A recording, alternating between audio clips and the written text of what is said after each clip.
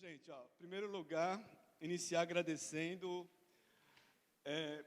Minhas folhas caíram já aqui. São só folha de agradecimento. São 3 páginas, fora o resto, depois que eu trouxe ali na mala, mais 2 horas de fala, ininterrupta.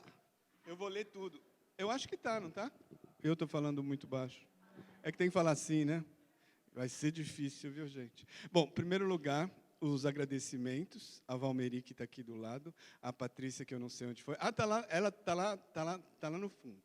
Obrigado às duas. E a Cláudia também, que está aqui, organizando, né, esse evento. Obrigado, é um grande prazer estar aqui. Todos vocês e junto, o César,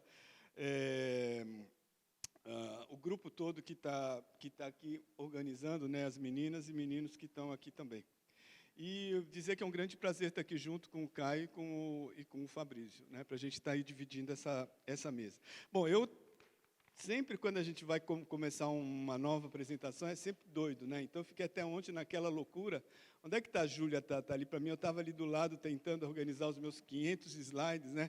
O que eu vou falar, por onde eu vou começar essa história? A Júlia fala, corta, porque eu sou jornalista, eu corto tudo, né? Eu falei, então vem você e corta aqui para mim, porque eu não consigo cortar esse monte de coisa. Mas vamos lá. Então, ao invés de resolver isso daqui, eu ia começar essa história aqui, falando desse projeto aqui, mas eu não vou falar, porque aí a Patrícia me falou, mas esse projeto eu já vi. Quer dizer, então você tem que...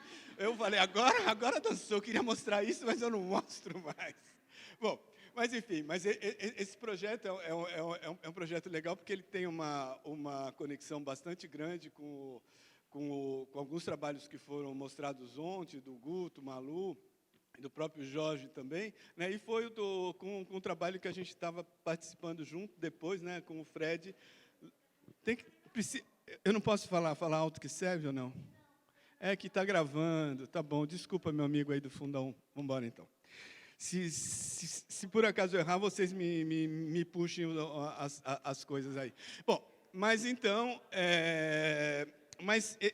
Esse trabalho, se vocês quiserem ver depois, é um jeito onde esses aparatos, essas interfaces, né, elas estão muito mais presentes. Mas, de alguma maneira, os trabalhos que eu vou mostrar aqui hoje vão ser trabalhos que falam dessa mesma questão, que é dessa relação entre a natureza mediada e a gente, enquanto sistema, dentro dessa própria natureza.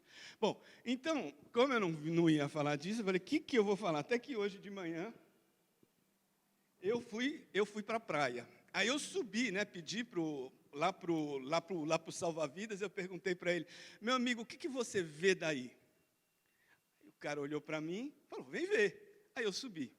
E olha só o que eu via de frente do nosso hotel. Então, quem que pode ter uma sensibilidade maior de chamar a gente para um congresso, que felizmente a gente pode ir na parte da manhã e na praia, né? Então, não tem coisa melhor do que isso. E aí, mas é isso, que o meu trabalho o tempo inteiro é sobre essa questão que está aí, né? Que é essa questão dessas linhas invisíveis, ou essas linhas que juntam, desde assim pequeno, uma coisa que eu sinto muito falta é o mar, mas essa olhada, né, para o mar são essas linhas em que elas estão aí presentes e a gente não sabe direito aonde que elas começam, aonde que elas terminam. Os gregos tinham uma palavra para essa cor que fica entre o céu e o mar, que para eles sabiam que o céu era o céu e que o mar era o mar, mas eles não tinham a palavra ainda que definisse aquela cor.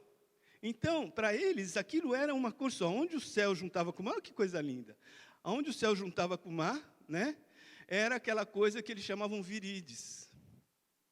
Então, é aí que a gente começa. Quer dizer, o que eu gosto é desses espaços onde você não sabe aonde você está. Quer dizer, você sabe aonde você está, mas você não sabe direito como chama aquilo, ou como que você entra e como que você sai daquilo.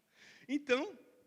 E aí eu trouxe um outro caminho, lembrando, já que a gente falou uma outra viagem que foi lá pelo próprio Artmov, que foi citado pelo Fred aí, mas esse foi lá pelo Artmov que foi feito em Belém, que foi um projeto que a Valzeli Sampaio organizou, e eu participei, um monte de vários amigos, e foram 2 grandes excursões que a gente fez pelo Rio, pelo rio Amazonas em alguns momentos, e eu não vou ficar contando aqui o que foi desenvolvido dentro desse, digamos, trabalho.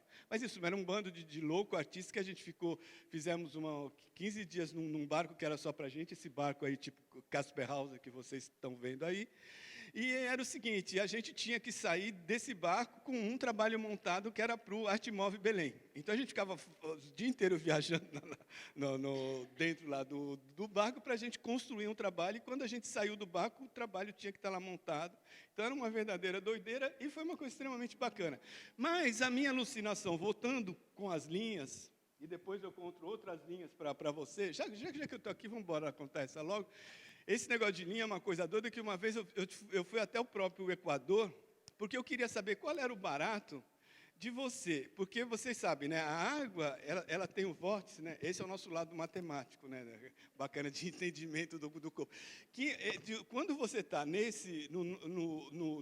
no assim, hemisfério sul, a água ela roda para um lado. Quando você vai lá para o hemisfério norte, a água ela roda, e às vezes a gente não se dá conta. Ou quem não sabe, então às vezes você está fazendo xixi, alguma coisa estranha, porque você fala, né? Você puxa ela, descarga, você fala, eu estou bêbado, né? Tem alguma coisa que não está ocorrendo aí. Mas tem alguma coisa que acontece com o nosso corpo também, porque o nosso corpo é composto de 80% de água. Então, o que acontece nesse meio todo? Então, a minha loucura, eu fui até o Equador para ver o que acontecia se eu pusesse um pé do lado e um pé do outro. Né? O que vai acontecer comigo? O que acontece nessa tipo mudança, nessas linhas imaginárias, que é mais essa linha do próprio Equador também? Então, o meu delírio, quando eu fui fazer essa viagem, ao contrário, né? Caminhos à parte, foi exatamente descobrir aquele negócio do encontro das águas, né? Que vocês sabem que o Rio Amazonas tem uns trechos do rio. Você me canta quando faltam 5 minutos? Porque senão eu vou falando também. Aí tem o encontro, as águas elas se juntam, as águas escuras, né, do Tapajós e Solimões, elas se juntam e elas caminham juntas sem se misturarem. Né? Então, aquele é um fenômeno que eu falei, porra, né, que negócio aí, vamos nessa. E quando entrei no barco, a gente tinha algumas câmeras que eram câmeras aquáticas, mas eu não gostava de usar lá só. Primeiro que com a câmera aquática lá no Amazonas você não consegue chegar a nada, porque a água é barrenta, escura para burro, né? A não ser, né, quando tem igarapé. Mas o que eu gosto é de pegar de novo aquelas imagens que estão no meio do caminho, entre a água e o que está do lado de fora. E aí, quando a gente chegou naquele que eu vi, aquele negócio lá no rio, eu botei uma boia e me joguei na água com uma boia e uma corda pendurada. O capitão enlouqueceu, falou, tira esse louco da água, o que está fazendo esse maluco? Não pode fazer isso. Mas nisso eu já estava lá longe, fotografando aquele negócio. E o meu grande barato era exatamente perceber essa tipo de loucura que é diferente. E lá era mais sensível do que no próprio Equador, porque de um lado a água era mais assim quentinha, porque a água é mais densa e, digamos, é menos densa. Mas eu sei que o capitão, mas ele ficou amigo depois, né? Então, essa foi aquela tipo visão de dentro do mar, né, o pessoal acenando, sai daí, sai daí. Mas, enfim, sobrevivi a essa, digamos, epopeia, e daí que nasceu o trabalho que eu vou mostrar para vocês. Está aí de cima, vista a água, que é essa verdadeira maravilha, né? Essa coisa de você, de novo, não saber como que você consegue manter essa linha imaginária, que, evidentemente, a hora que você entra nela, desfaz, né? Que nem é o próprio, digamos, horizonte, aquela linha que está lá no fundo, mas quanto mais você vai em direção àquele horizonte, mais longe ele fica de você. E a mesma coisa aqui, não adianta você entrar na água, quando você está na água, você não sabe de que lado dessa história você está, ou seja, você está sempre dentro dela. Então, o trabalho que foi feito passando, só dando uma olhada pelo Google, né, o Google Earth, como que fica que é alguns desses espaços aí, onde isso acontece. Então, o trabalho que foi aí proposto foi assim. E isso daí é a palavra encontro em vários idiomas. Né? Então, a gente pegou 2 celulares, e em cada um desses celulares a gente colocou... Oi? Não, eu subo ali, obrigado. Senão eu já não dou conta com esse troço na mão. Se segurar mais uma mão, acabou o meu lado aqui, eu não consigo mexer. Obrigado. Mas assim, nesse lado aqui, ó, a gente tem, olha aqui, ó, gambiarrômetro funcionando aqui, ó. Aqui. A gente tem a palavra, né, encontros, né? Então, um desses celulares aqui, aquele do lado de lá, ele anda em função do ciclo da maré e da lua. Esse aqui. Né? Então, ele vai andando, conforme as águas elas vão subindo, esse celular... Mas, enfim, é rápido o negócio, a história toda é assim. De um lado, você tem as fases da lua e as marés. Então, conforme o rio ele sobe, desce, você faz com que aquele celular ande. E, do outro lado, daquele outro celular, você tem a palavra encontro em vários idiomas. Uma vez que alguém digita em alguma outra língua, em alguma dessas 10 línguas que a gente colocou aí, a palavra ela é jogada, né, pela própria internet. Então, em tempo real, você vai pegando essa mesma movimentação. E tem uma coisa que é super legal, que esses celulares eles estão presos por uma mola. Então, qualquer movimento de um lado, você tem uma relação que fica intercambiada e que fica estabelecida também. Olha a peça que linda que ficou. Então, a gente fez essa peça de madeira, e conforme o celular ele vai andando nessa bacia, nessa base, ele vai trocando os vídeos. Então, de um lado, você tem um vídeo da cor marrom, e do outro lado, você tem o vídeo da cor verde. Né? Então, eles vão andando, e conforme eles vão ficando mais próximos, né?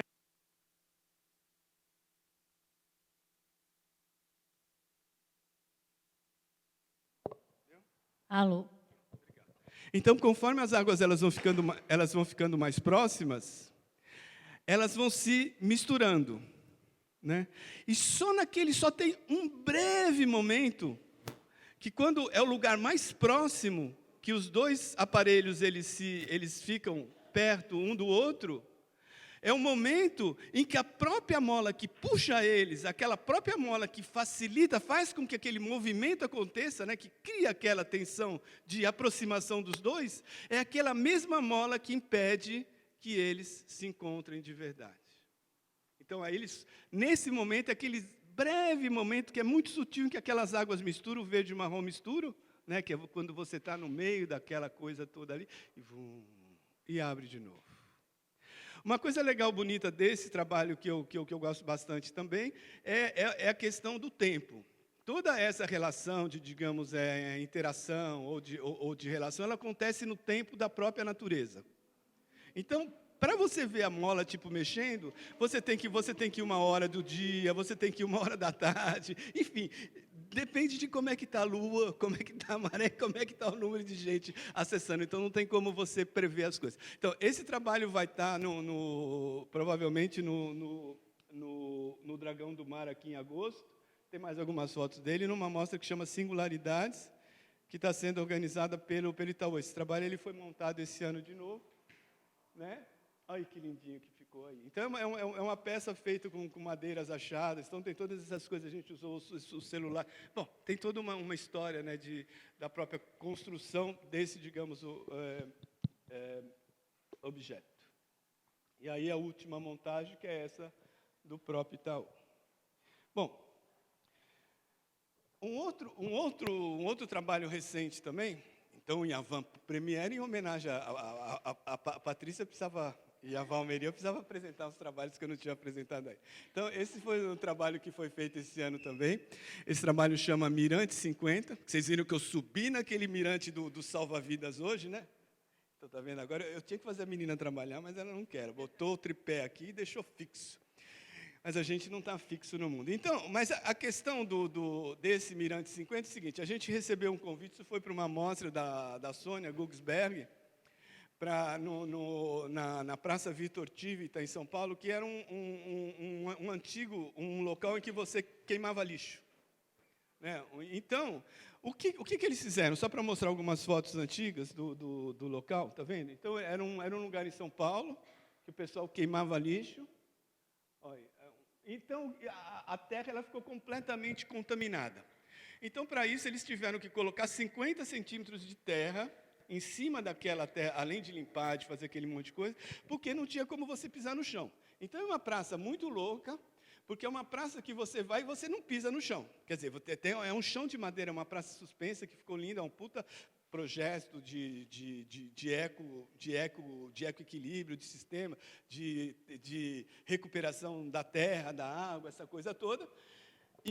Mas é isso, você não pisa no chão. Então, quando você chega lá na praça, vocês estão vendo? Então, ali está um antigo incinerador. Aqui é tudo madeira, pedra. E aonde você vê verde, você vê mato, você vê árvore, matinho, você não pode pisar. Então, eu comecei a ficar encanado. Eu adoro terra, né? Mexer na terra, fazer aquelas coisas todas. Falei, porra, que praça é essa que eu não posso botar os meus pés no chão? Né? Então, não vai rolar. Então, a gente fez um projeto que a gente chamou Mirante 50, que era um mirante que foi uma relação com essa questão desses 50 centímetros, está vendo? É tudo assim, é madeira trabalhada, eco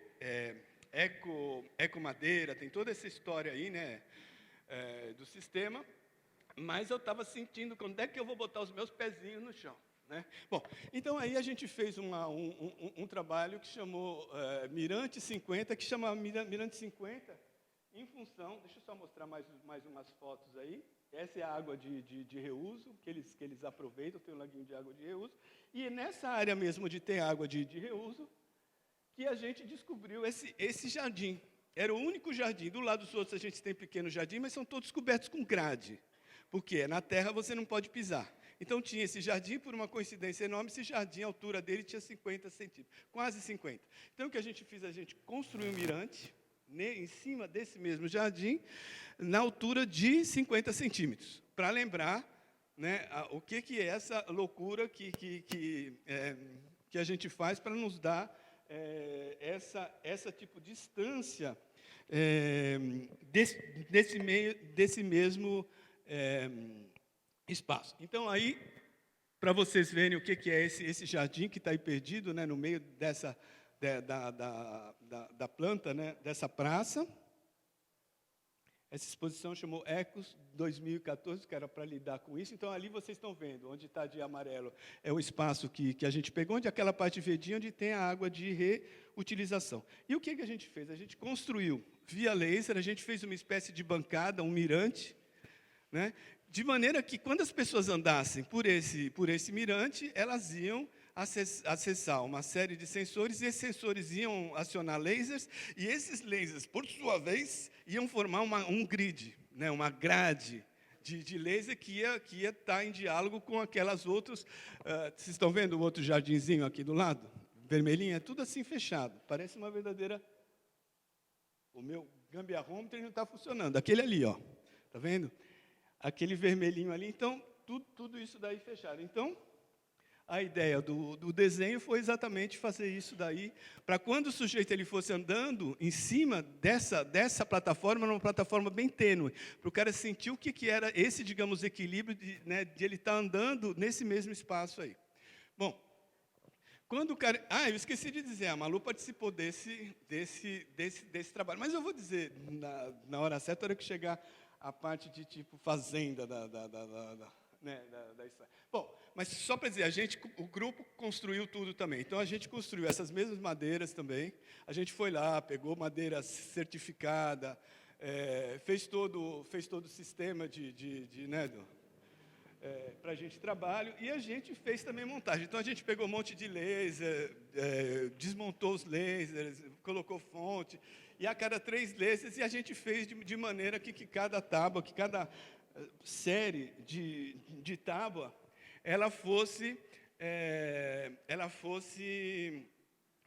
respondesse por uma série de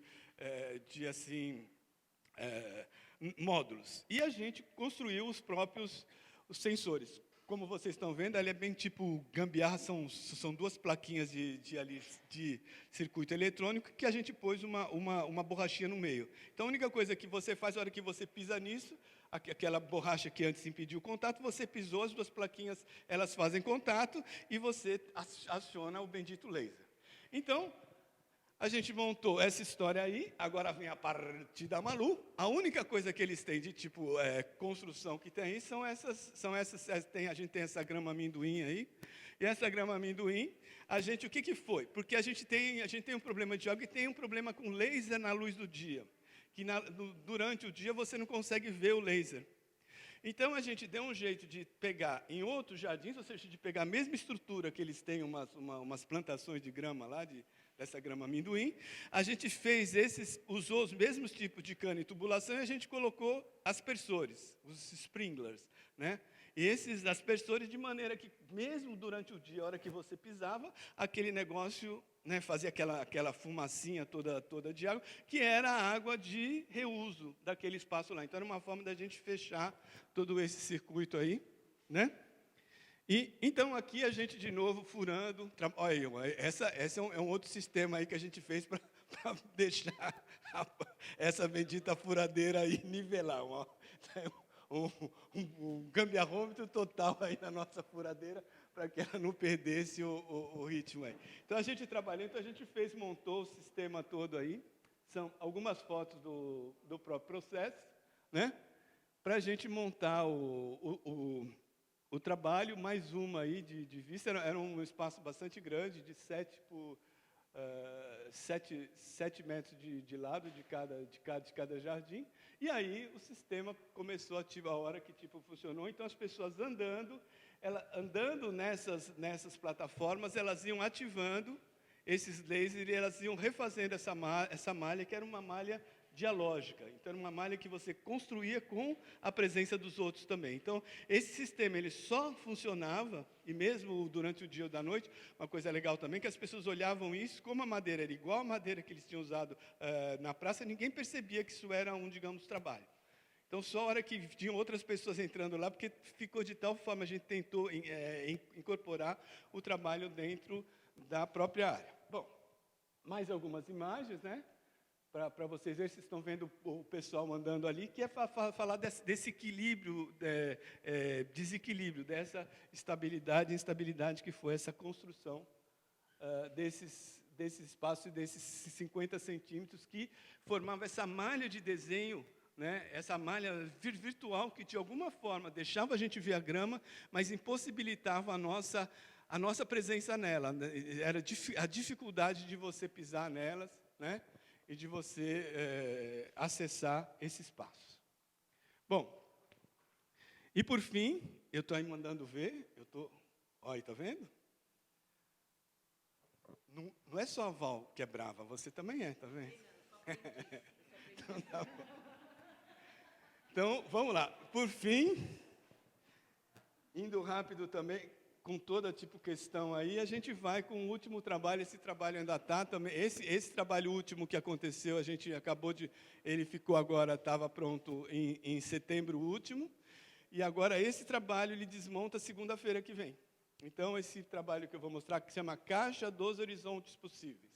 Então, de novo, aí vocês vão ver essa questão desse tipo horizonte, dessa fenda, dessa questão de luz, né?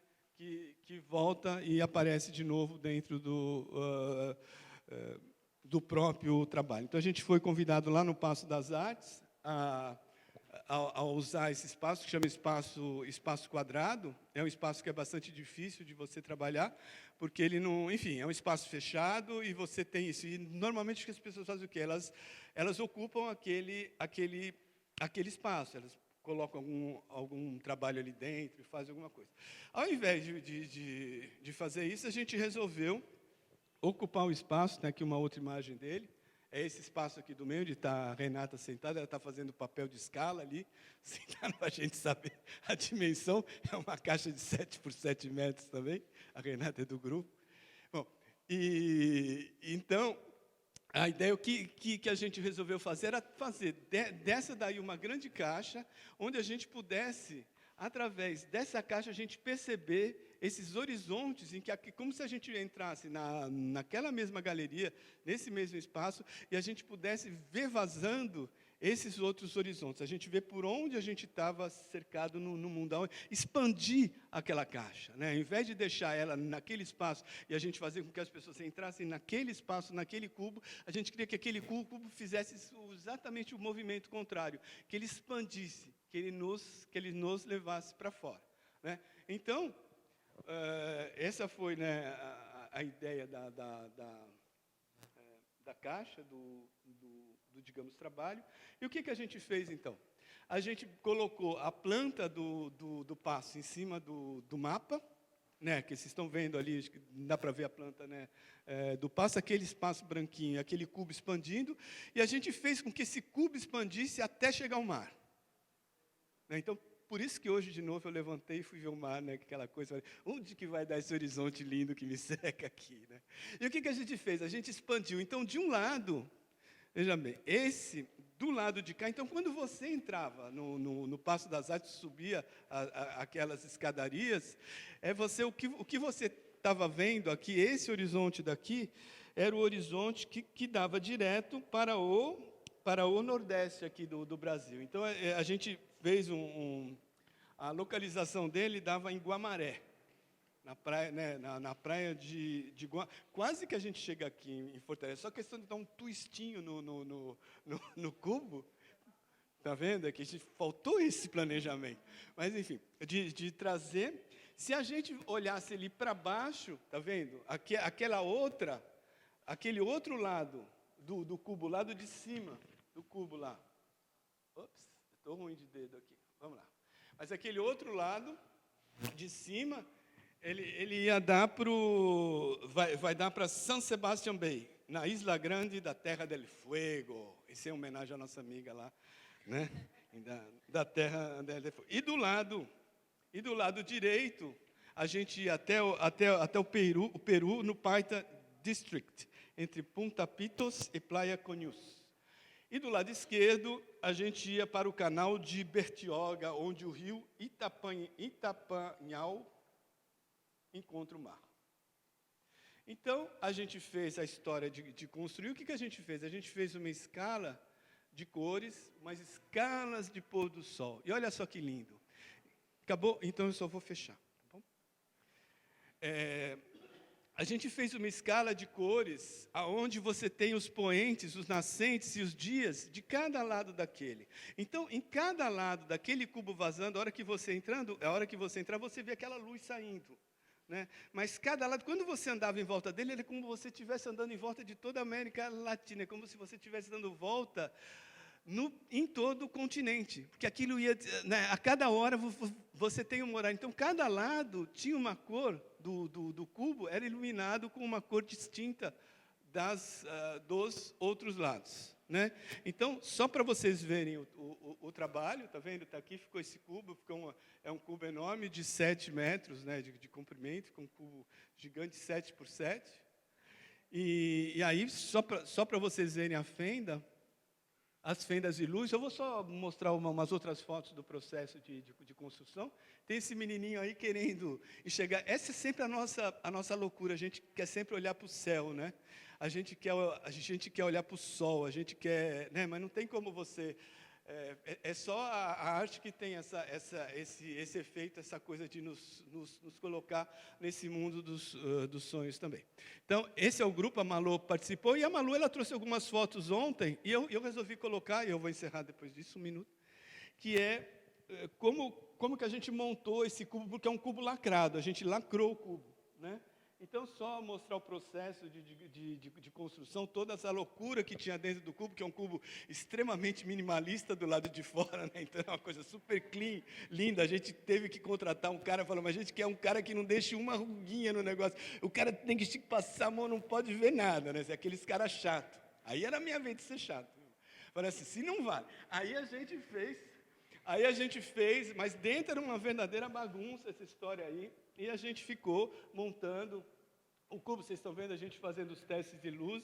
Na verdade, a gente tinha dois holofotes tri-LED para cada lado. Isso era controlado através de... Quer ver? Eu já mostro essa fenda. Que lindo os caras, eles construindo a fenda. A fenda tinha 7 metros de comprimento, por quase 5 de altura. A fenda tinha 1 centímetro, assim, olha, desse tamanhinho aquela fenda. Então foi um trabalho desgraçado para o cara conseguir aplainar aquilo, porque era aquela fenda que a gente queria que fosse extremamente sutil. E, de novo, é um trabalho que funciona com essa questão do tempo. Olha só, então o que era lindo, porque quando você viu o cubo, ele não estava... Toda aquela estrutura maluca que a gente fez, foi para a gente não suspender o cubo pelas pontas. Então, quando você olha o cubo, você não vê ele preso. Então, parece que o cubo está suspenso. Então, as luzes, elas são lindas, porque aqueles horizontes, além de você ver o horizonte que você está vendo, que é no tempo real, então, não adianta você ficar parado. Quer dizer, você pode parar o dia e ficar viajando lá, esperando que mude. Né? Mas é quase, digamos, imperceptível essa mudança. Você tem que ir em horários diversos. Mas o que é mais lindo são essas franjas que se formam nesses vértices do cubo, que são vértices abertos, onde essas luzes, elas se misturam. Né? As luzes de um ponto, de um oceano com outro oceano. De um oceano com outro oceano. Né? Então, é super lindo. Então, tem aquela cor que domina um lado, mas você tem aqueles cantos, né, que se misturam. Né? Que aí você vê direitinho a fresta. Aí, isso daí a Malu fez essas frestas de luz, né, a luz vazando aí, aproveitar, que ela deu as fotos aí. A gente montando a caixa, aí os meninos, eles programando, o Sérgio e a Luciana, para a gente trabalhar essa questão de como que faria essa variação no tempo de cada lado, o controle de cada lado, né, desses assim, holofotes, que eram 8 holofotes, sendo que tratados de maneira distinta. Estão vendo o cubo lá no fundo? A gente puxou uns cabos, isso era controlado de fora. E depois que a gente fechou o cubo, a gente fechou o cubo. Então, ninguém via, as pessoas andavam em volta do cubo e não tinha porta nenhuma, não tinha acesso nenhum ao cubo, e ficava aquele negócio funcionando, ninguém sabe como e porquê, que ficava com aquelas variações de luz, etc. E tal. Mas, então é isso, mais uma foto mais algumas, né, de como a gente montou, digamos, estrutura dentro. Isso daqui é graças à Malu, que a Malu ela trouxe as fotos antes de ontem, eu não resisti de mostrar, só para vocês verem a parte de dentro, que como que a gente ficou montando essas estruturas, que não estão nem um pouco aparentes, né?